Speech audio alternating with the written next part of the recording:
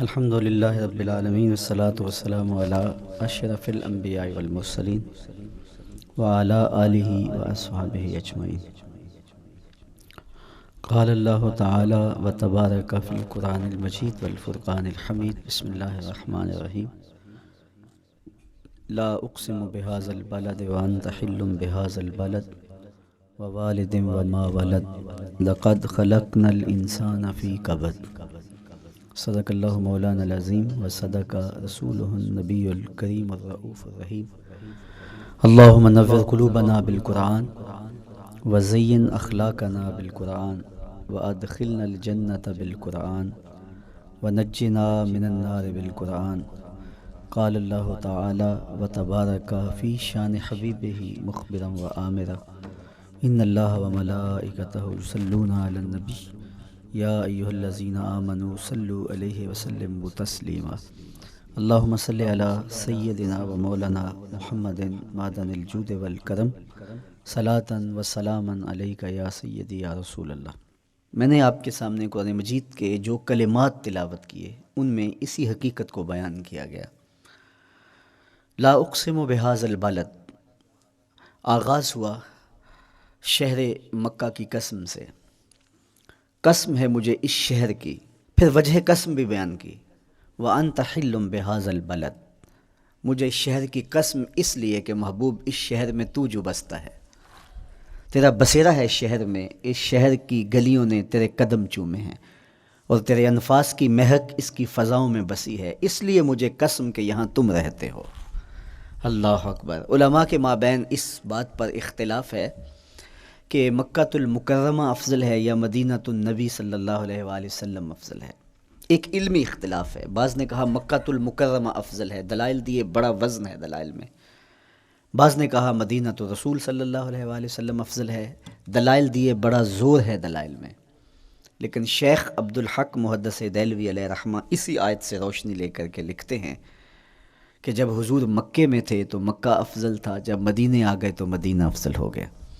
جدھر جدھر سے وہ گزرتے گئے مجد و شرف بھی پیچھے پیچھے رہا، چند لمحوں کے لیے ٹھہرے تھے تم جس پیڑ کے نیچے۔ نشور وحدی کا لہجہ دیکھیے کتنا دل آویز ہے، چند لمحوں کے لیے ٹھہرے تھے تم جس پیڑ کے نیچے، سنا ہے آج تک اس پیڑ کا سایہ مہکتا ہے۔ تو مکے میں ہیں تو مکہ افضل، مدینے میں ہیں تو مدینہ افضل، تو شرف ان کے وجود مسعود سے ہے۔ وہ جدھر جدھر سے گزرتے جائیں گے وہاں وہاں ہی نور پھیلتا چلا جائے گا۔ اور پیر نصیر الدین علیہ رحمہ کا لہجہ یہاں کتنا خوبصورت دکھائی دیتا ہے۔ ایک بار وہ جدھر سے گزرے ہیں نصیر، ایک بار وہ جدھر سے گزرے ہیں نصیر، بار بار ادھر سے بہار گزری ہے۔ تو کہا کہ قسم ہے مجھے اس شہر کی، یعنی شہر مکہ کی۔ کیوں اس شہر کی قسم؟ وَأَنْتَ حِلٌّ بِهَذَا الْبَلَدِ، کہ محبوب اس شہر میں تمہارا قیام ہے، اس شہر میں تمہاری رہائش ہے، تمہارے انفاس کی مہک ہے اس شہر کی فضاؤں میں، اور تمہارے قدموں کو چھوا ہے اس شہر کی گلیوں نے، اس لیے قسم کہ یہاں آپ رہتے ہو۔ وَوَالِدٍ وَمَا وَلَدَ، اور قسم ہے باپ کی، اور قسم ہے جو اس کی اولاد ہے۔ والد سے مراد کیا ہے اور ما ولد سے مراد کیا ہے؟ تو اس کے بارے میں ایک قول یہ ہے کہ والد سے مراد حضرت ابراہیم علیہ السلام ہیں، اور ما ولد سے مراد حضور علیہ السلام جو ان کے فرزند ہیں۔ ایک قول کہ والد سے مراد حضرت آدم علیہ السلام ہیں، اور ما ولد سے مراد ان کی ساری ذریت اور نسل ہے۔ تیسرا قول کہ والد سے مراد حضور علیہ السلام ہیں، اور ما ولد سے مراد حضور علیہ السلام کی ساری امت، حضور علیہ السلام کی ساری آل اطرت، حضور کے اصحاب۔ لیکن علماء نے پہلے قول کو ترجیح دی کہ مکۃ المکرمہ کی قسم کی گئی تو پھر مناسبت بنتی ہے کہ حضرت ابراہیم کا ذکر بھی ہو، تو اس لیے والد سے مراد حضرت ابراہیم ہیں، اور ما ولد سے مراد حضور علیہ السلام کی ذات ستودہ صفات ہے۔ تو تین چیزیں ہوئیں جن کی قسم کی گئی۔ سب سے پہلے شہر مکہ کی قسم کی گئی، پھر حضرت ابراہیم علیہ السلام کی قسم کی گئی، اس کے بعد حضور علیہ السلام کے مبارک وجود کی قسم کی گئی۔ تین قسمیں کر کے کہا کیا گیا، چونکہ جو خالی ذہن شخص ہو، جب اس کو کوئی بات بیان کی جائے تو قسم سے آغاز نہیں کیا جاتا۔ متردد الذہن کو کوئی بات کرنی ہو تو قسم سے آغاز کیا جاتا ہے، یا پھر آپ جس مضمون کو بیان کرنے جا رہے ہیں وہ اتنا اہم ہے کہ اس کی اہمیت کو اجاگر کرنے کے لیے آپ کو قسم کرنا پڑتی ہے۔ تو یہ جو ماں بعد کا مضمون ہے جس کو میرے رب نے بیان کیا، اس سے قبل ایک نہیں، دو نہیں، 3 قسمیں کیں، تو پھر کان تو کھڑے ہو گئے، سماعتیں تو بچھ گئیں کہ وہ کون سی شے ہے جس کو بیان کرنا مقصود ہے، اور اس سے قبل قسم پہ قسم کی جا رہی ہے۔ قسم محبوب شہر مکہ کی، قسم محبوب تیرے والد بزرگوار حضرت ابراہیم علیہ السلام کی، اور قسم تیرے پاکیزہ وجود کی۔ اب انسان بالکل سماعتیں بچھا کے منتظر ہے کہ قسم کی کس بات کی جا رہی ہے، کس بات پہ قسمیں ہو رہی ہیں۔ تو جواب آیا، قسم محبوب شہر مکہ کی جس میں آپ رہتے ہو، قسم آپ کے والد بزرگوار حضرت ابراہیم علیہ السلام کی، اور قسم آپ کے پاکیزہ وجود کی۔ لقد خلقنا الانسان فی کبد، ہم نے انسان کو مشقتوں میں رہتا پیدا کیا ہے۔ یعنی انسان کی زندگی کے اندر مشقتیں، مشکلیں، آلام، مصائب، حالات کی تلخیاں، سخت مراحل، یہ اس کی زندگی کا حصہ ہے، اور ہم نے اس کو ڈیزائن اس طرح کیا ہے کہ یہ ان ساری مشکلات سے نبردآزما ہوگا اور حالات کی تلخیوں کا مقابلہ کرے گا، اور خیر و شر کے ساتھ ساری زندگی اس کا تعلق رہے گا۔ تو یہ اگر سخت جان ہوا تو زندگی میں کامیاب اور بامراد ہوا، اور اگر یہ کمزور ہوا تو پیچھے رہ جائے گا۔ اور اس کے لیے جو قسمیں کی ہیں وہ 3 ہیں۔ قسم کا اور جواب قسم کا تعلق ہوتا ہے، یعنی جس پہ قسم کی جا رہی ہے تو جو قسم کی جا رہی ہے اس کا کوئی آپس میں تعلق ہوگا۔ جب پھولوں کا ذکر کریں گے تو پھر اس کے متعلقات ہی بعد میں بیان کریں گے۔ کسی نے کہا تھا جنگل میں کوئی مے خار مرا ہے، جنگل میں کوئی مے خار مرا ہے، اسے انگور کے پتوں کا کفن دو۔ میاں جنگل میں مرنے والے شخص کو کسی اور درخت کے پتوں کا بھی تو کفن دیا جا سکتا ہے، لیکن صاحب مرنے والا مے خار ہے، اور شراب کشید کی جاتی ہے انگور سے، تو اس کو تو ٹھنڈ تب بھی پڑے گی کہ انگور کے پتوں کا کفن دیا جائے۔ تو مناسبات ہوتی ہیں۔ تو اب جب قسم کی گئی تو قسم 3 چیزوں کی گئی، اور اس کی جواب قسم سے مناسبت کیا بنتی تھی؟ انسان کو مشقتوں میں رہتا پیدا کیا گیا، حالات کی تلخیوں سے گزرتا ہے، سخت تربیتی مراحل سے اس کو گزرنا پڑتا ہے۔ تو اس چیز کو بیان کرنے سے قبل 3 قسمیں کی گئی۔ پہلی قسم میرے حضور کے پاکیزہ شہر کی، مکہ المکرمہ کی، اس لیے کہ مکہ المکرمہ میں دیکھ لیجئے کہ صحابہ اور حضور کے ماننے والوں نے کیسے تلخ زندگی کاٹی۔ شجر اسلام ثمر بار ہوا، تو ہمیں تو یہ کھلے ہوئے پھول دکھائی دیتے ہیں، لیکن ہم نہیں بھول سکتے کہ بلال حبشی کی پیٹھ پہ کیسے کوڑے برسے اور احد احد کیسے پکارتے رہے۔ تو ہم اس منظر کو دیکھیں، مکہ کے ان حالات کو دیکھیں، تو اس لیے قسم کی مکے کی، اور پھر حضرت ابراہیم علیہ السلام کی قسم کی، چونکہ حضرت ابراہیم نے جس قدر اذیتوں سے گزر کر کے، مصائب آلام کا سامنا کر کے، حالات کی تلخیوں کا مقابلہ کر کے اپنا راستہ بنایا اور اپنے رب کی رضا پائی، وہ تاریخ کا ایک انوکھا باب ہے۔ اس سے بڑھ کر کیا ہوگا کہ جلتی ہوئی آگ میں چھلانگ لگا دی رب کے حکم کی تعمیل میں، بیٹے کی گردن پہ چھری رکھ دی۔ یہ تماشا لب بام نہیں تھا، منا کی وادی میں وہ انوکھا واقعہ رقم ہوا کہ آج بھی تاریخ انگشت بدندہ ہے کیا ایک باپ، اور وہ اس بیٹے کو ذبح کرنے کے لیے آمادہ ہو گیا جو اس کی آنکھوں کا نور ہے اور دل کا قرار ہے، رب سے مانگ مانگ کے لیا، لیکن تعمیل ارشاد میں اس بیٹے کی گردن پہ چھری رکھنے کے لیے باپ تیار ہو جاتا ہے اور اس کو ذبح کرنے کے لیے آمادہ ہو جاتا ہے، حتیٰ کہ بیٹے کو لٹا لیتا ہے، اور ہاتھ میں چھری پکڑ کے بیٹے کی گردن پہ رکھ کے پوری ہمت کے ساتھ جب چھری چلاتا ہے تو آواز آتی ہے فلما اسلما وتلہ للجبین ونادیناہ ان یا ابراہیم قد صدقت الرؤیا انا کذالک نجزی المحسنین۔ ابراہیم بس کرو، تم نے واقعی خواب پورا کر دکھایا۔ اپنی بیوی کو، اپنے نو مولود بچے کو وادی غیر ذی زرع میں چھوڑ آنا، جہاں کچھ بھی میسر نہیں تھا، یہاں آپ کو آپ کے ماں باپ چھوڑ کے جاتے ہیں، ایک خوبصورت آسودہ ماحول ہے، اور آپ کو جس مقصد کے لیے چھوڑ کے جا رہے ہیں تو وہ مقصد بھی آپ کی اور ان کے پیش نظر ہے، لیکن اس کے باوجود بھی جو ہے وہ آنکھیں نم ہو جاتی ہوں گی کہ ہم اپنی اولاد کو یہاں چھوڑ کے جا رہے ہیں جبکہ ایک محفوظ پناہ گاہ میں آپ کو چھوڑ کے گئے. آپ کی تربیت کرنے والا ایک جو ہے وہ توانا طبقہ اور ایک توانا جو ہے وہ سٹاف موجود ہے جو آپ کی فکری، ذہنی، بدنی تربیت کے لیے کوشاں ہیں. لیکن اس کے باوجود بھی والدین محسوس کرتے ہیں لیکن اپنے نو مولود بچے کو وہاں چھوڑ کے جانا جہاں آب و دانہ بھی میسر نہیں تھا. مورخ اسلام فی جلندری نے اس وادی کا نقشہ کھینچتے ہوئے کہا، وہ وادی جس میں وحشت بھی قدم رکھتی تھی ڈر ڈر کے، جہاں پھرتے تھے آوارہ تھپیڑے بادے سر سر کے، جہاں پر گھاس اگتی تھی جہاں نہ پھول کھلتے تھے، مگر وہ سرزمیں تھی آسماں بھی جھک کے ملتے تھے. تو اس وادی میں چھوڑ کے آنا، حضرت ابراہیم نے جو امتحانات دیے، اس لیے ان کی قسم کی، چونکہ جواب قسم کا تعلق بنتا ہے تو قسم ابراہیم کے پاکیزہ وجود کی کہ جنہوں نے دکھ سہے، تکالیف آلام گوارا کی، لیکن پائے ثبات میں لغزش نہیں آنے دی. تیسری قسم میرے حضور کے پاکیزہ وجود کی. فرمایا جتنے دکھ مجھے دیے گئے، جتنی اذیتیں مجھے پہنچائی گئیں، اتنی کسی کو نہیں دی گئیں. پیدا ہوئے تو حضور کے باپ کا سایہ سر پہ نہیں تھا. پھر اس کے بعد حضور مختلف مراحل سے گزرے. 6 سال کی عمر میں ماں کا انتقال ہو گیا. جب راہ حق میں لوگوں کو دعوت رشد و ہدایت دینے نکلے تو جو لوگوں کے رویے تھے اور جو اذیتیں لوگوں نے پہنچائیں وہ ایک الگ باب ہے. مکے کی گلیوں سے لے کے طائف کے بازاروں تک جن اذیتوں سے میرے حضور گزرے. ام المومنین سیدہ عائشہ رضی اللہ تعالیٰ عنہ فرماتی ہیں، ایک دن حضور کی بارگاہ میں حاضری تھی تو ہم نے عرض کیا، حضور کیا احد کے دن سے سخت دن بھی زندگی میں کبھی گزرا ہے؟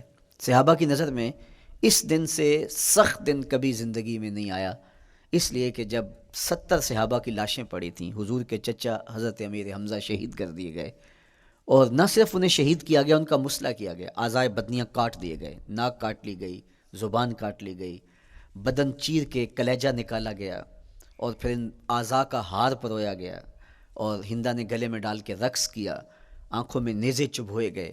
تو یہ دردناک دن تھا. تو حضور کے سر انور پہ سفید رنگ کی پٹی بندھی تھی اور چشمان رحمت میں آنسو تھے، اور بار بار فرماتے تھے ما فعل امی، میرے چچا کی کہانی سناؤ. تو یہ دردناک دن تھا جو صحابہ نے اپنی آنکھوں سے دیکھا. تو انہوں نے کہا، حضور کیا احد کے دن سے سخت دن بھی کبھی زندگی میں آیا؟ ان کا خیال تھا کہ حضور فرمائیں گے ہاں یہ میرا زندگی کا مشکل ترین اور سخت ترین دن تھا.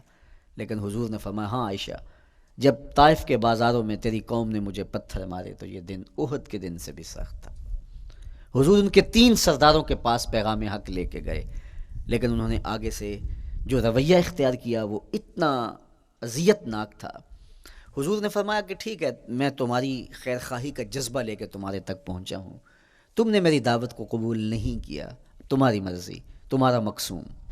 چلو اب یہ بات میرے اور تمہارے درمیان رہنی چاہیے، اس بات کو راز رہنا چاہیے، اہل مکہ تک یہ بات نہ پہنچے. انہوں نے کہا ہم کیوں راز رکھیں، بلکہ اوباشوں کے ہاتھ میں پتھر دے دیے. اور حضور جب واپس ہونے لگے تو وہ حضور کے پاؤں پہ سنگ سنی کر دے. حضور اپنا ایک پاؤں اٹھاتے تو دوسرے پاؤں پہ مارتے. شدت درد اور احساس کرب سے حضور بیٹھ جاتے تو ان کے غنڈے دائیں بائیں سے بڑھتے اور کندھوں سے پکڑ کے حضور کو اٹھاتے اور مشق سنگ سنی کرتے. نالین خون سے بھر گئے، لخت لخت زخمی ہوا. اللہ اکبر، کیا دردناک لمحے تھے، کیا تکلیف بری گھڑیاں تھیں. تو کہا کہ جب طائف کے بازاروں میں تیری قوم نے مجھے پتھر مارے تو یہ دن احد کے دن سے بھی سخت تھا. اچھا، جب حضور پر اس طرح آلام و مصائب ٹوٹ پڑے تو حضور کے ساتھ جو صحابہ تھے انہوں نے کہا حضور ان کے لیے بد دعا کر دیجئے. تو میرے حضور بولے میں رحمت بن کے آیا ہوں، میں رحمت بن کے آیا ہوں. اللہ اکبر. ان کا تقاضا پہم بڑا تو حضور کے ہاتھ اٹھ گئے، اور پھر حضور نے جو کہا سنیے، اللہم اہد قومی فإنہم لا یعقلون. اے اللہ میری قوم کو ہدایت دے دے، یہ مجھے جانتے نہیں، اگر جانتے تو ان کا میرے ساتھ یہ رویہ نہ ہوتا. تو پتھروں کے جواب میں دعائیں دینا پیغمبروں کا حوصلہ ہوتا ہے. اللہ اکبر. مورخ اسلام فی جلندری نے کیا خوبصورت پیرائے میں نقشہ کھینچا کہ حضور ہاتھ اٹھا کے دعا مانگ رہے ہیں، الہی کرم کر کو سارے طائف کے مکینوں پر، الہی پھول برسا ان پتھروں والی زمینوں پر. تو حضور نے دکھ سہے، تکلیفیں سہی. اب 3 قسمیں کی. شہر مکہ کی قسم جہاں حضور کے صحابہ نے تکلیفیں سہی، اس شہر کی گلیوں میں انہیں گھسیٹا گیا اور ان کو کچی کھالوں میں لپیٹ کے دھونیاں دی گئیں، انہیں اذیت ناک مراحل سے گزارا گیا. حضرت ابراہیم مشکل سے مشکل زندگی کاٹی اور رب کی رضا جوئی کے لیے کوشاں رہے، اور میرے حضور نے سخت ترین اذیتوں، مقاومتوں، مخالفتوں اور تکلیفوں کا سامنا کیا. تو ان تین چیزوں کا حوالہ دے کر، ان تین چیزوں کی قسم کر کے اب انسان کو بتایا جا رہا ہے کہ تم مشکلات سے تمہیں گزرنا پڑے گا، حالات کی تلخیاں تمہیں سہنی پڑیں گی، کسی مرتبے تک پہنچنے کے لیے تمہیں پھر تکلیفوں کی راہ اختیار کرنی پڑے گی۔ تم کون ہوتے ہو؟ میرا محبوب ہو تو تکلیفیں وہ بھی اٹھائے، دو جہاں کا مالک ہو اور طائف کے بازاروں میں اس کے پاؤں پہ بھی پتھر پڑیں، اور کونین کا سردار ہو اور ان کے اوپر اوجری ڈال دی جائے، کائنات کا مالک ہو اور ان کو مکے کی گلیوں کے اندر ان کے گلے میں عقبہ بن ابی معیط کپڑا ڈالے اور تاؤ دے، تو کیا ان مشکلات سے تم بچ سکتے ہو؟ جب تم کسی منزل تک پہنچنا چاہتے ہو تو پھر یہ حوالے ماضی کے دیکھ لو، تین قسمیں کر کے اس حقیقت کو بیان کیا۔ ابراہیم علیہ السلام کے وجود کو دیکھ لو، حضرت مصطفیٰ کریم علیہ السلام کی ذات ستودہ صفات کو دیکھ لو، اور مکے کی گلیوں میں صحابہ کے ساتھ جو ظلم اور جبر ہوئے اور انہوں نے جو مصیبتیں اور مشقتیں کاٹی وہ ساری دیکھ لو۔ تو تین قسمیں کھا کر کے کہا کہ بے شک انسان مشقتوں میں رہتا پیدا کیا گیا ہے۔ اس لیے قافلہ انسانی کے وہ افراد جو کسی منزل کے متلاشی ہوتے ہیں، جو جستجو کی زندگی بسر کر رہے ہوتے ہیں، ان کو پھر مشکلات سے گزرنا پڑتا ہے اور حالات کی تلخیاں ان کو گوارا کرنا پڑتا ہے، کشاکش حیات سے ان کو ٹکرانا پڑتا ہے، اور ان کو آگے بڑھنے کے لیے ان کو تکلیفوں سے گزر کر کے، جان گسل مراحل سے گزر کر کے پھر منزل کی طرف عازم سفر ہونا پڑتا ہے۔ کیا میں نے اس خاکدان سے کنارہ، جہاں رزق کا نام ہے آب و دانہ، پلٹنا جھپٹنا جھپٹ کر پلٹنا، لہو گرم رکھنے کا ہے ایک بہانہ، پرندوں کی دنیا کا درویش ہوں میں کہ شاہی بناتا نہیں آشیانہ۔ تو زندگی مشکل مراحل سے گزر جانے کا نام ہے۔ اقبال نے کہا تھا ہے شباب اپنے لہو کی آگ میں جلنے کا نام۔ یہ زندگی آسان نہیں ہے، یہ حالات کی تلخیوں کا مقابلہ کرنے کا نام ہے، یہ ضبط نفس کا نام ہے، یہ اپنے من کی تربیت کا نام ہے۔ حضرت امام راضی آیت کریمہ کے تحت لکھتے ہیں کہ جب بچہ شکم مادر میں ہوتا ہے تو وہ تین پردوں میں ہوتا ہے، ایک جھلی کا پردہ، ایک رحم مادر کا پردہ اور ایک پیٹ کا پردہ۔ تو تین پردوں میں وہ بیچارہ بڑی عجیب سی حالت میں ہوتا ہے۔ یہ اس کا پہلا مرحلہ ہے تخلیق کے بعد، اس کے بعد پیدائش کا دوسرا مرحلہ ہے، یہ زچہ بچہ دونوں کے لیے موت و حیات کے مرحلے ہوتے ہیں۔ اس کے بعد وہ پیدا ہوا، اس دنیا پہ آیا، تو اس کی مشکل کیا ہے؟ زبان ہے بولنا نہیں جانتا، دیکھتا ہے پہچان نہیں سکتا، سنتا ہے سمجھ نہیں سکتا، ہاتھ ہیں پکڑ نہیں سکتا، ٹانگیں ہیں چل نہیں سکتا۔ کتنی مشکل بن گئی، یہ سب کچھ چیزیں ہونے کے باوجود بھی وہ بے بس دکھائی دیتا ہے، اس کو دودھ مانگنے کے لیے بھی رونا پڑتا ہے۔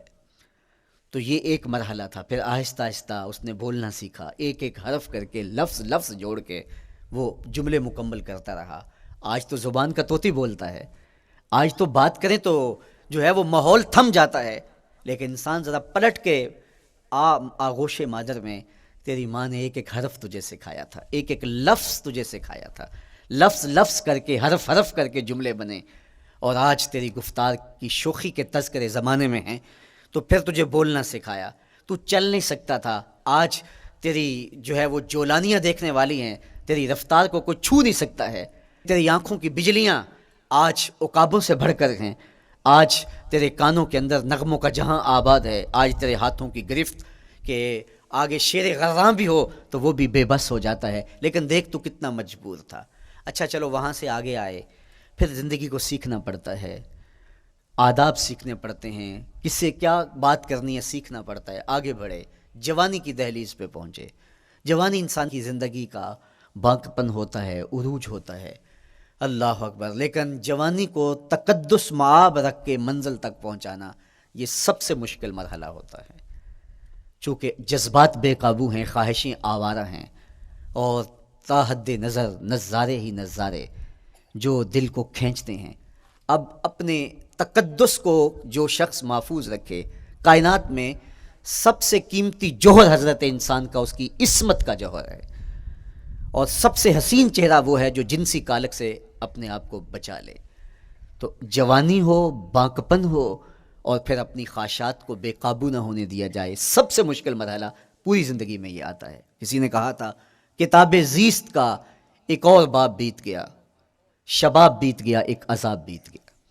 تو شباب کا ختم ہونا اور اس کو خیریت سے منزل تک پہنچنا، یہ کتنا بڑا مشکل مرحلہ ہوتا ہے، جس کا جوانی میں باطن کا چہرہ مسخ ہو جاتا ہے، اور جنسی کالک سے جو چہرہ آلودہ ہو جاتا ہے، اس کا عفت کا دامن داغدار ہو جاتا ہے۔ تو اس لیے وہ چہرہ تاباں ہے، وہ چہرہ روشن ہے، وہ چہرہ منور ہے جو اپنے آپ کو کالک نہیں لگنے دیتا اور اپنی عصمت کی حفاظت کرتا ہے۔ میرے حضور نے بھی ارشاد فرمایا، سبعۃ یظلھم اللہ تعالی فی ظلہ یوم لا ظل الا ظلہ، 7 اشخاص ایسے ہیں قیامت کے دن جب کوئی سایہ نہیں ہوگا، اللہ ان کو اپنے عرش کا سایہ عطا کرے گا۔ ان میں سے پہلا شخص امام عادل حکمران، دوسرا شخص وشاب نشأ فی عبادت اللہ، وہ جوان جس کی جوانی اللہ کی عبادت میں بسر ہوئی، تیسرا وہ شخص ورجل قلبہ معلق بالمساجد، وہ شخص جس کا دل مسجد میں لگتا ہے، مسجد میں جمتا ہے، اور چوتھا شخص ورجل دعتہ امرأۃ ذات منصب وجمال فقال انی اخاف اللہ، وہ شخص جس کو دعوت گناہ ملی اور حسن قدموں میں بچھنے کے لیے بےتاب ہوا، اور اس نے کیا کہا، انی اخاف اللہ، میں اللہ سے ڈرتا ہوں، میرا اللہ مجھے دیکھ رہا ہے۔ میرے حضور نے فرمایا قیامت کے دن جب کوئی سایہ نہیں ہوگا، اللہ اس کے اوپر اپنے عرش کا سایہ تان دے گا، جو اپنی عصمت کے جوہر کو بچا گیا۔ تو یہ ایک مشکل مرحلہ تھا، اپنی جوانی کے تقدس کی حفاظت کرنا۔ میرے حضور نے ارشاد فرمایا، انا حبیب اللہ، میں اللہ کا حبیب ہوں، جو جوان جوانی میں توبہ کرتا ہے وہ بھی اللہ کا حبیب ہے۔ کتنا بڑا اعزاز ہے اور کتنا بڑا کمال ہے جو شخص کو ملتا ہے جو جوانی میں اپنی عصمت کے تقدس کی حفاظت کرتا ہے، اپنی آبرو پہ پہرا دیتا ہے، اپنی نظروں کی حفاظت کرتا ہے، اپنی سوچوں کو آوارہ نہیں ہونے دیتا، اپنے خیالوں کو بھٹکنے نہیں دیتا، اپنی خواہشات کو بے قابو نہیں ہونے دیتا۔ تو یہ مشکل ترین لمحہ تھا۔ اس کے بعد امام راضی کہتے ہیں اب شادی کا مرحلہ ہوا، تو پہلے خود اپنی ذمہ داری تھی، اب کسی کا بوجھ بھی اٹھانا پڑا، یہ اگلی مشکل آ پڑی۔ پھر بچے ہوئے تو پھر اپنی زندگی تو ختم ہو گئی، پھر ساری زندگی، پھر بڑھاپے میں چلے جائیں، ارذل العمر تک چلے جائیں، یہ ساری زندگی مشکلات لقد خلقنا الانسان فی کبد۔ تو ہمیں عملی طور پہ مشکلات کے مقابلے کے لیے تیار ہونا چاہیے۔ دیکھیے ہم جب شکار کرنے جاتے ہیں اور وہ خطرناک جنگل ہو جس میں شیر، بھیڑی اور دیگر جانور بھی ہوں، تو پھر ہم حفظ ما تقدم کے طور پہ سب کچھ ساتھ لے کے جاتے ہیں اور اس انداز سے جاتے ہیں کہ ہمارے اوپر اگر کوئی حملہ ہو تو بچاؤ کی یہ تدبیر ہو۔ تو ہم عملی طور پہ اس کے لیے خود تیار ہوتے ہیں، تو پھر کوئی ہونے والا حملہ غیر متوقع نہیں ہوتا اور ہم اس کے لیے اپنے آپ کو مستعد اور فعال پاتے ہیں۔ اسی طرح میں اور آپ اگر زندگی کے اس فلسفے سے آگاہ نہیں ہوں گے کہ زندگی مشکلات کا مجموعہ ہے، حالات کی تلخیاں ساری زندگی ہمارے ساتھ رہیں گی، تو کوئی بھی تکلیف، کوئی بھی اذیت، کوئی بھی ایسا واقعہ جو ہم نہیں چاہ رہے ہوں گے وہ روح پذیر ہوگا تو ہم گھبرا جائیں گے اور پھر اس وقت ہم دکھی ہو جائیں گے۔ اس لیے ہمیں یہ قرآن نے سکھایا ہے کہ تم عملی طور پہ زندگی کی سختیوں کا مقابلہ کرنے کے لیے آمادہ اور تیار ہو جاؤ۔ قرآن مجید میں جو صبر کا لفظ ہے اس کا مفہوم یہ ہے کہ حالات کی جو تلخیاں تمہارے اوپر آتی ہیں، وہ غربت بھی ہو سکتی ہے، وہ بیماری بھی ہو سکتی ہے، وہ لوگوں کی عداوت اور دشمنی بھی ہو سکتی ہے، وہ اور بہت ساری چیزیں ہوتی ہیں، وہ جنگوں کی حالت کا بپا ہو جانا اور تمہارا دشمنوں کے نرغے میں گر جانا، یہ سب کچھ ہو سکتا ہے۔ تو اس کے اوپر استقامت کے ساتھ تم کھڑے رہو اور تم ان کو برداشت کرنے کی اپنے اندر ہمت اور حوصلہ رکھو، تو پھر وہ تمہارا صبر ہوگا، اور یہ قوت اگر تمہارے اندر پیدا ہو جاتی ہے تو پھر تمہاری زندگی آسان اور سوکھی ہو جاتی ہے۔ لیکن اگر یہ دولت تمہیں نصیب نہیں ہوتی تو پھر ساری زندگی دکھوں اور شکووں سے بھری رہتی۔ اس لیے ہمیں یہ چیز سیکھ لینی چاہیے کہ زندگی نام ہی مشکلات سے نہ برد آزما رہنے کا ہے۔ عملی طور پہ ہم دیکھو، ہمیں پتہ ہے سردی آ رہی ہے تو اس کا ہم پہلے انتظام کرتے ہیں، تو سردی ہمیں دکھی نہیں پھر کرتی، ہم سردی سے بھی لطف لیتے ہیں، موسم برسات سے بھی مزہ لیتے ہیں، اور گرمی سے بھی ہم ایک حاص حاصل کر لیتے ہیں اگر ہم اس کو جو ہے اس کے لیے عملی طور پہ اپنے آپ کو تیار کر لیں۔ لیکن اگر ہم اس کے لیے تیاری نہیں کریں گے تو سوائے گھبراہٹ کے اور کچھ نہیں ہوگا۔ تو مجھے اور آپ کو عملاً اپنے آپ کو اس بات کے لیے آمادہ کرنا پڑے گا کہ زندگی حالات کی تلخیوں سے ٹکرانے کا نام ہے، اور ساری زندگی ہمیں ان مراحل سے گزرتے رہنا پڑے گا۔ اور قرآن نے جو ہے وہ 3 قسمیں کر کے، اور 3 قسمیں بھی شہر مکہ کی اور محبوب کریم کے پاکیزہ وجود اور جناب ابراہیم علیہ السلام کی، تاکہ تمہیں پتہ چلے جب ان کو بھی ان مراحل سے گزرنا پڑا میں اور آپ کیا بیچتے ہیں۔ اس لیے ہمیں اپنی زندگی کو ان راہوں پہ ڈالتے ہوئے صبر اور استقامت، اب صبر اور استقامت کی دولت ہمیں کیسے نصیب ہوگی، یہ دولت کس طرح، یہ قوت راسخہ ہمارے اندر کیسے پیدا ہوگی اور کس طرح ہمارے من کے اندر یہ چیزیں سمائے گی۔ اللہ تعالیٰ کی خشیت، اس پر توکل، اس پر بھروسہ، اور اللہ تعالیٰ جل شانہ کی طرف سے ہر کام کے ہونے کا یقین ہمارے اندر یہ استقامت اور یہ حوصلہ پیدا کرتی ہے یہ چیز۔ اس لیے مجھے اور آپ کو اپنی پوری زندگی میں اس عمل سے گزر کر کے اپنے آپ کو مضبوط ترین صورتحال میں لا کے کھڑا کرنا پڑے گا، اور یہی زندگی کا جمال ہے۔ تو اب پھر دیکھیے قرآن کیا کہہ رہا ہے، لا اقسم بہذا البلد وانت حل بہذا البلد ووالد وما ولد، 3 قسمیں کی۔ اس کے بعد ارشاد فرمایا لقد خلقنا الانسان فی کبد، ہم نے انسان کو مشکلوں میں، مصائب میں، آلام میں رہتا ہوا پیدا کیا۔ کہتے ہیں جب حضرت انسان کی تخلیق ہوئی تو اس کا خمیر جب گویا جا رہا تھا تو اس کے اوپر 39 دن تک آزمائشوں کی، دکھوں کی، تکلیفوں کی بارش ہوئی، اور ایک دن خوشیوں اور مسرتوں کا می برسا۔ تو انسان کی زندگی کے اندر حالات سے ٹکرانا اور دکھوں کو سہنا اور دکھوں سے مقابلہ کرنا، یہ سیکھنا پڑے گا، اور جب انسان اس کو عملی طور پر سیکھ جائے گا تو پھر زندگی کا جمال اور زندگی کا حسن نصیب ہوگا۔ دوسری بات، ہمیں اپنی زندگی میں 7 چیزوں کو اپنا اصول بنا لینا چاہیے، اور یہ 7 چیزیں وہ ہیں جو ہماری زندگی کو ایک خوبصورت سانچے میں ڈھال کر کے ہمیں ایک پاکیزہ اور ستھرا انسان بنا دیتی ہیں۔ پہلی چیز، التمسک بکتاب اللہ، اللہ کی کتاب سے جڑ جانا، وابستہ ہو جانا۔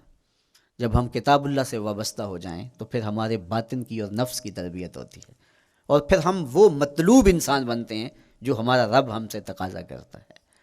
تو اس لیے ہمیں اپنی زندگی میں اس چیز کو لازم کر لینا چاہیے کہ ہمارا کوئی بھی دن قرآن مجید کی تلاوت کے بغیر نہ گزرے۔ اپنے دن کا آغاز قرآن مجید کی تلاوت سے کیجیے۔ سورہ یاسین سے جو اپنے دن کا آغاز کرتا ہے سارا دن اللہ کی امان میں رہتا ہے، اس کی حفاظت میں رہتا ہے۔ اور اپنی شب کا آغاز سونے سے پہلے سورہ الملک کی تلاوت کریں، آپ ساری شب اللہ کی امان میں، اس کی حفاظت میں رہیں گے۔ اور قرآن مجید کو سمجھ کر اس کے مفاہیم و مطالب کے ساتھ ایک رکوع کم از کم پوری زندگی، اپنی زندگی کے نصاب میں آپ کتنا وقت مختلف امور کے لیے سر انجام دیتے ہیں۔ یہ کتاب انسانی ہدایت کے لیے، انسانی تربیت کے لیے، اس سے کوئی اور بہتر اور مؤثر جو ہے وہ نصاب نہیں ہو سکتا ہے۔ انسان سازی کا بہترین ذریعہ ہے یہ کتاب، اور اس کتاب کے ذریعے سے جو ہے وہ انسان پستیوں سے اٹھ کے بلندیوں تک جا پہنچتا ہے۔ اقبال نے تو کہا کہ گر تمی خواہی مسلمان زیستن، نیست ممکن جز بقرآن زیستن، اگر تو مسلمان بن کے جینا چاہتا ہے تو قرآن کے بغیر ایک قدم بھی نہیں چل سکتا۔ تو آگے چل کے اسی نظم میں کہا کہ فاش می گوئم آنکھ در دل مزمرست، ای کتابیں نیست چیزیں دیگرست، اگر میں کھل کے بیان کر دوں جو میرے سینے میں چھپا ہے تو میں تجھے بتا دوں کھل کے یہ کتاب نہیں، یہ کوئی اور ہی شے ہے۔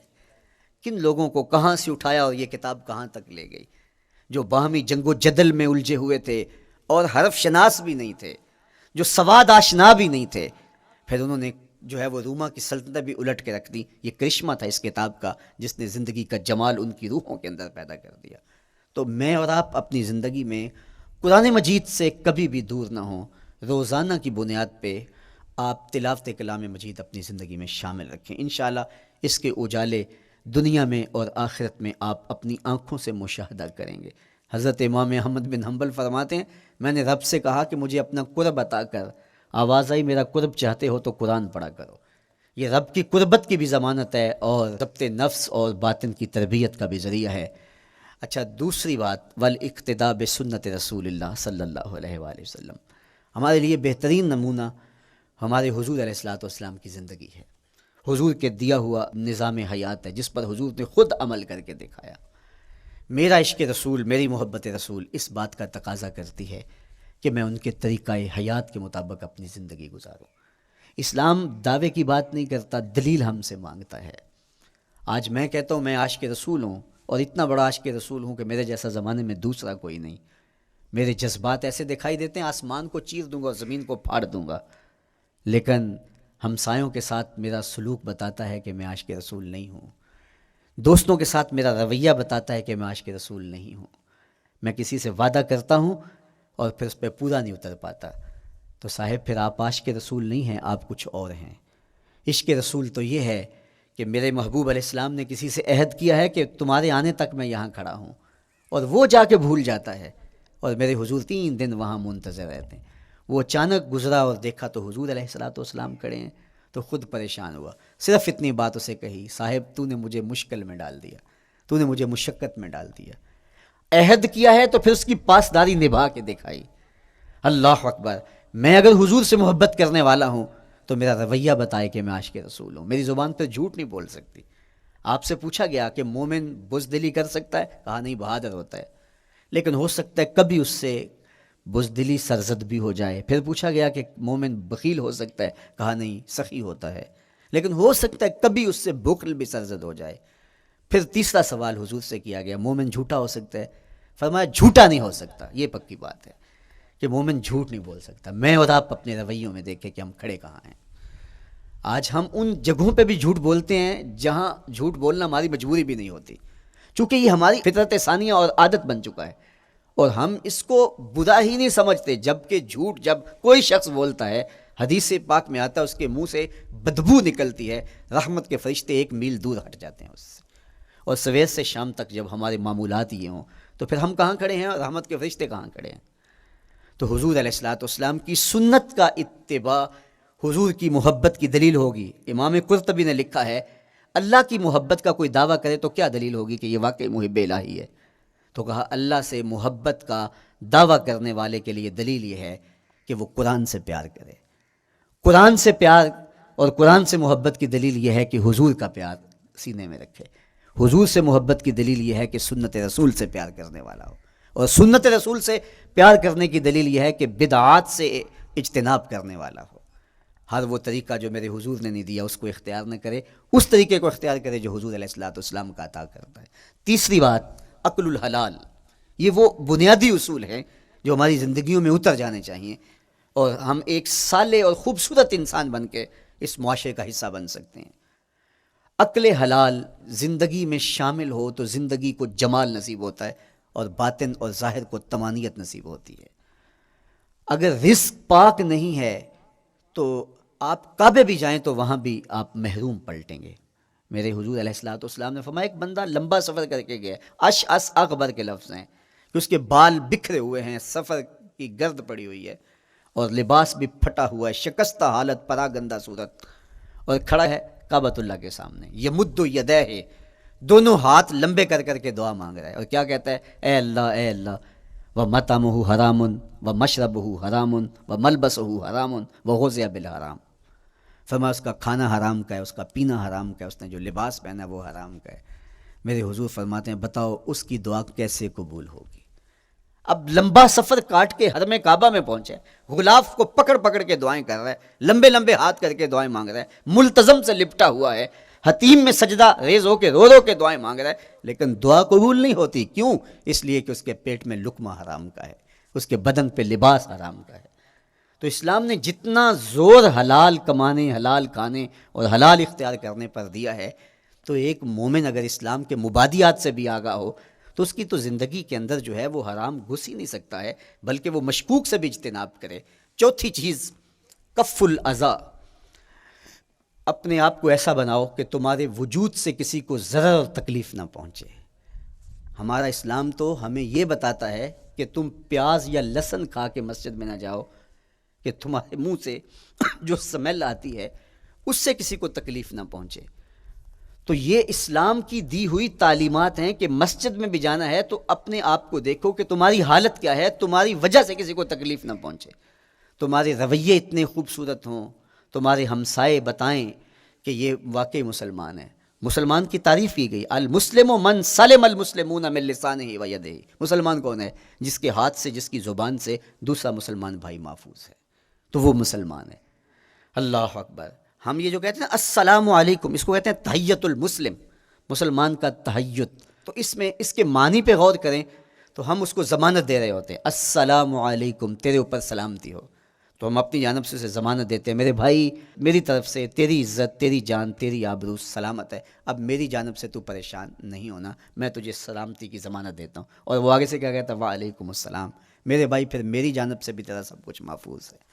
اگر سلام کا مفہوم اچھی طرح ہماری روحوں میں اتر جائے تو پھر ایسا ہو نہیں سکتا کہ ہم جس کو السلام علیکم کہہ دیں پھر اس سے ہم دھوکہ کریں یا اس کی آبرو پہ حملہ آور ہوں یا اس کے مال پہ حملہ آور ہوں جب السلام علیکم کہہ دیا. چونکہ جو ہمیں لفظ بولنے کے لیے کہا گئے ہیں اس کے پیچھے فلسفہ ہے لفظوں کا. یہ پھول ہیں، ان کو دیکھ کر سبحان اللہ کہنے کا کہا گیا ہے. پہاڑوں کو دیکھ کے اللہ اکبر کہنے کا کہا گیا ہے. پہاڑوں کو دیکھ کے سبحان اللہ کہہ دیں اور پھولوں کو دیکھ کے اللہ اکبر کہہ دیں، ایسا کیوں نہیں کہہ دیتے؟ لیکن نہیں، اس لیے کہ جب پہاڑوں کو دیکھتے ہیں تو دل میں ان کی ہیبت پیدا ہوتی ہے. اتنے بڑے پہاڑ، سمندر کو دیکھتے ہیں تو اس کی ہیبت پیدا ہوتی ہے. اتنا بڑا سمندر تا حد نظر پھیلا ہوا، تو جب اس کی بڑائی پیدا ہونے لگتی ہے تو فوراً پلٹایا گیا اللہ کی بڑائی کی طرف اور کہا بول اللہ اکبر، یہ نہیں میرا اللہ بڑا ہے. اور پھول کو جب دیکھا تو اس کی لطافت کی طرف الجھنے لگے. کتنا خوبصورت ہے، درزوں میں کیسے خوشبو بسی ہوئی ہے، کیسے رنگ ہیں، کیسے جمال ہیں. اللہ اکبر. وہ کیا کسی نے کہا تھا نا کہ درزوں کی لطافت میں خوشبو نے اماں پائی، گل چیرنے والے نے کس شان سے چیرا ہے. تو کیا کمال ہے یار، کیا پتیاں ہیں، کیا رنگ ہے، کیا خوبصورتی ہے، کیا لطافت ہے. الجھنے لگے. کہا بول سبحان اللہ، یہ کیا ہے جس نے رنگ بھرے ہیں وہ پاک ہے. تو تیرا دل الجھ نہ جائے تو جو ہم بولتے ہیں لفظ جہاں بھی بولتے ہیں اس کے پیچھے ایک فلسفہ ہوتا ہے. السلام علیکم یہ تحیۃ المسلم ہے. جب ہم کسی کو کہتے ہیں السلام علیکم تو اس کو ہم نے ضمانت دے دی، بس بات ختم. اب جو ہے وہ میری جانب سے تو محفوظ ہے.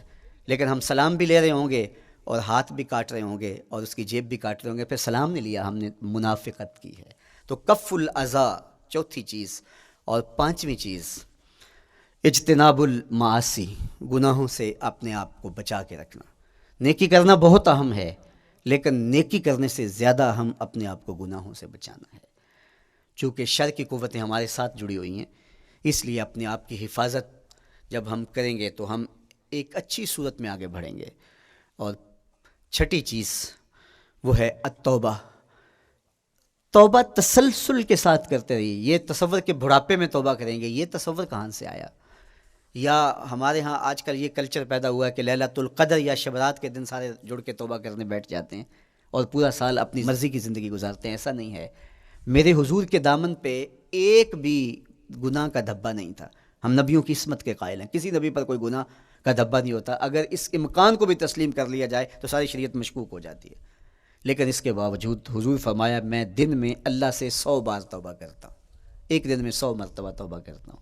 میں اور آپ دیکھیں کہ ہم کیا اس معمول کو اپنی زندگی میں شامل کیے ہوئے ہیں. جب انسان توبہ کرتا ہے، جب غسل کر لیتا ہے نا ایک دفعہ، تو پھر وہ بچ بچ کے چلتا ہے کہ کوئی گرد دوبارہ پڑ نہ جائے. اور جب وہ لتھڑا ہوا ہو تو پھر اس کو پرواہ بھی نہیں ہوتی. اس لیے ہمیں بار بار غسل کرنے کی، بار بار توبہ کرنے کی تلقین کی گئی ہے تاکہ ہم پھر نئے گناہوں سے بچتے رہیں گے. تو اپنی زندگی میں توبہ کا تسلسل کیجئے، شام سویرے صبح بار بار اللہ سے توبہ کی اور رجوع کیجئے. اور آخری چیز ادا الحقوق، حقوق کا ادا کرنا. ہمارے ذمے جو حقوق عائد ہوتے ہیں وہ ہمارے والدین کے ہیں، وہ ہمارے بہن بھائیوں کے ہیں، وہ ہمارے دوستوں کے ہیں، ہمسایوں کے ہیں، ہمارے اساتذہ کے ہیں، کلاس فیلوز کے ہیں. وہ حقوق حتیٰ کہ جانوروں کے کیوں نہ ہوں تو ان حقوق کو ہم ادا کرنے والے، دستبردار نہیں ہو سکتے ہم ان حقوق سے. یہ مومن کی زندگی ہے، یہ ہمارا نظم حیات ہے، یہ اسلام کا دیا ہوا منشور ہے، یہ طریقہ زندگی ہے کہ ہم ایک ایک کے حق کو ادا کرتے ہوئے اپنی زندگی کو بسر کریں. بالخصوص میں طلباء سے مخاطب ہوں کہ یہ عمر تربیتی اعتبار سے سب سے اہم عمر ہے. سیدنا علی المرتضیٰ رضی اللہ تعالیٰ عنہ فرماتے ہیں کہ 15 سال سے لے کر کے 20 سال تک کی عمر میں انسان کے نظریات پختہ ہوتے ہیں اور اس کی عادتیں جمتی ہیں. یہ دوسرے کہتے ہیں 13 سے 19 سال تک کی عمر، وہ کہتے ہیں یہ بڑی اہمیت کی حامل ہے.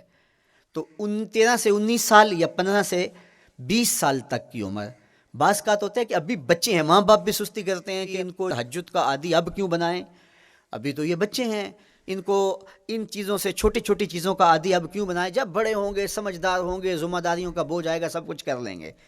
تو پھر اس وقت کرنا مشکل ہوتا ہے، پھر کر نہیں پاتا بندہ. تو جو سیکھنا ہے، جو عادتیں پختہ کرنی ہے وہ اسی زندگی میں ہوتی ہیں. تو یہ آپ کا ایک موقع ہے، آپ کا کوئی ایک ماحول فراہم ہوا ہے. آپ کے ہمسائے آپ کے کلاس فیلوز ہیں جو آپ کے ساتھ کمرے میں رہ رہے ہیں. ہمسائیگی کے حقوق ادا کرنے کا جو انداز ہے وہ یہاں ہی سیکھیے اور اپنے اندر اس کو متحقق کیجیے اور پختہ کیجیے. اسی طرح اپنے گفتگو کے لہجوں میں شائستگی، اپنے انداز کے اندر خوبصورتی اور اپنے رویوں کے اندر جمال پیدا کرنے کی کوشش کریں. اپنے آپ کو مؤثر بنائیں اور شریعت کے بتائے ہوئے اصول اور ضابطوں کے مطابق آپ جب زندگی کے چند دن گزار لیں گے پھر زندگی گزارنے کا نشہ آنے لگ جائے گا، چونکہ جب ہم اپنی خواہش کی زندگی گزارتے ہیں تو پھر ہم خود بے چین اور مضطرب ہوتے ہیں، اس لیے کہ ہمیں اس طرح زندگی گزارنی چاہیے جس طرح ہمارے رب نے ہمیں بتایا ہے۔ آپ کوئی بھی مشین خریدتے ہیں، کوئی بھی چیز لیتے ہیں تو اس کے ساتھ چھوٹی سی بک دیتے ہیں، آپ کو اس کا طریقہ استعمال بتاتے ہیں کہ اس کو یوں استعمال کرو گے تو دیر پا اس کے فوائد حاصل کرو گے۔ اگر یہ مائک ہم اس طرح استعمال نہیں کرتے، اپنی خواہش سے استعمال کریں گے تو پھر نتیجہ کیا ہوگا کہ تھوڑے دنوں کے بعد جو ہے وہ خرابی کی طرف سلسلہ چلے گا۔ اس طرح یہ وجود جس پاکیزہ ذات نے بنایا ہے اس نے ہمیں بتایا ہے کہ اس کو استعمال کیسے کرنا ہے اور اس زندگی کو کیسے گزارنا ہے۔ اور پھر انسان کو ایک ماڈل اور نمونہ بھی چاہیے، تو کہا نمونہ دیکھنا ہے تو محمد عربی کی ذات دیکھ لو، ادھر دیکھتے جاؤ اور زندگی گزارتے جاؤ، دیکھنا تمہاری زندگی کتنی خوبصورت اور کتنی پروقار گزرتی ہے۔ اللہ آپ کو دنیا آخرت کی برکتیں دے، اپنی پناہوں اور اپنی امان اور اپنی حفاظتوں کا حصار دے، اور آنے والا کل اللہ بہتر فرمائے، میرے وطن کی خیر کرے، میرے ملک کو امن کے اجالے دے، یہاں دہشت گردی کے سلگتے علاؤ ٹھنڈے کر کے امن کی بہاریں پیدا کر دے۔ کی محمد سے وفا تو نے تو ہم تیرے ہیں، یہ جہاں چیز ہے کیا لوح و قلم تیرے ہیں۔ وآخر دعوانا ان الحمد